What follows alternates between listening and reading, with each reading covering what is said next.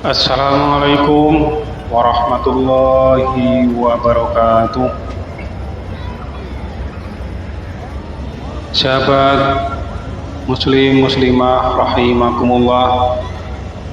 Pada kesempatan kali ini kita akan mengkaji bersama, membahas bersama tentang ahli ibadah tapi masuk neraka. Kenapa dan siapa mereka? Pernahkah kita mendengar kisah tentang seorang ahli ibadah yang rajin dalam melakukan sholat, rajin puasa, dan berzikir, namun justru berakhir di neraka? Bagaimana hal ini bisa terjadi? Dalam video ini kita akan menggali lebih dalam mengapa seorang yang tekun beribadah bisa tersesat dari jalan surga. Akhirul kiram rahimakumullah. Di dalam agama Islam, ibadah merupakan tiang dari kehidupan seseorang, terutama adalah seorang muslim, yaitu melaksanakan sholat 5 waktu, puasa, zakat, dan ibadah lainnya. Adakah kewajiban yang harus kita laksanakan? Namun, tidak semua ahli ibadah dijamin masuk surga. Ada orang-orang yang beribadah hanya sekedar tampilan luar, namun di dalam hati mereka tersimpan penyakit hati.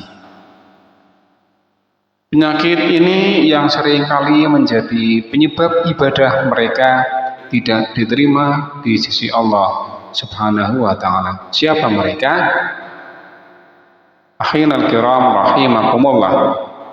Rasulullah Shallallahu Alaihi Wasallam bersabda, sesungguhnya orang yang pertama kali diadili pada hari kiamat adalah seorang yang mati syahid, seorang yang belajar ilmu agama dan mengajarkannya serta membaca Al-Quran, dan seorang yang kaya raya tapi sering bersedekah.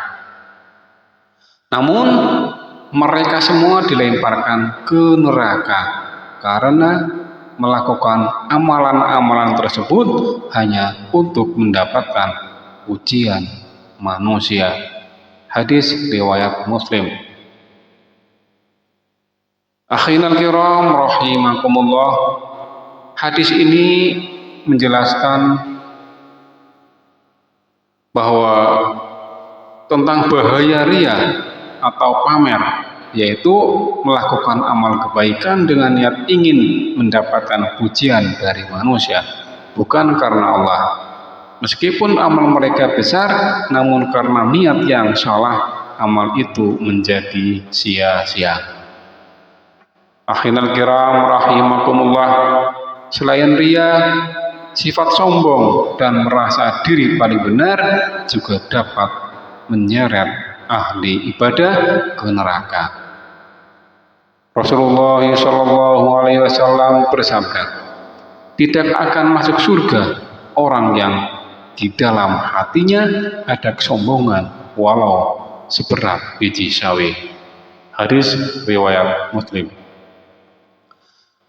Seorang ahli ibadah yang merasa lebih baik dari orang lain, merendahkan mereka yang terlihat kurang dalam ibadah, justru bisa terjerumus dalam dosa.